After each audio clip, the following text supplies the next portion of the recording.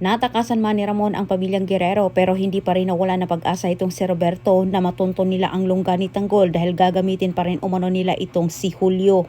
Subalit sa kabilang banda, pinagpaplanuhan na ni Ramon paano niya mapalaya ang kanyang ama at sa tulong naman ng kanyang kaibigang general, hindi siya nabibigo. Pinagtuunan ng panahon ni Ramon itong si Julio, sigurado siya na ito umano ang gagamitin ng mga Guerrero na sila'y palabasin ni Tanggol sa kanilang pinagtataguan. Samantala sa kabilang banda, nang dahil kay Boss Divina magkakabanggaan itong si Rocky at Tanggol.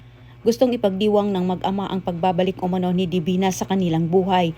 Naging biktima ni Rocky ang kapatid ni Pongkay sa kagustuhan nitong makawala sa panlulupit ni Rocky sa kanya.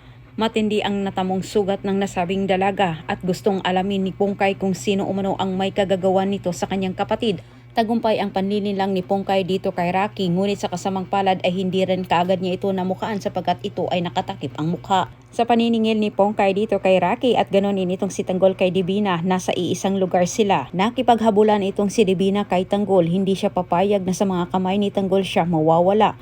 Nagawang linlangin nga ni Pongkay itong si Rocky pero hindi naman niya ito namukaan sapagkat ito ay nakatakim ang mukha. Samantala habang hinahabol naman ni Tanggol itong si Divina sa kasuyang palad, siya mapunta naman sa silid ni Rocky na kung saan nakipagbunuan naman itong si Pongkay kay Rocky. Ang buong akala naman ni Pongkay maging katapusan na sa kanyang buhay, ngunit hindi rin ito nangyari sapagkat siya'y tinulungan naman ni Tanggol.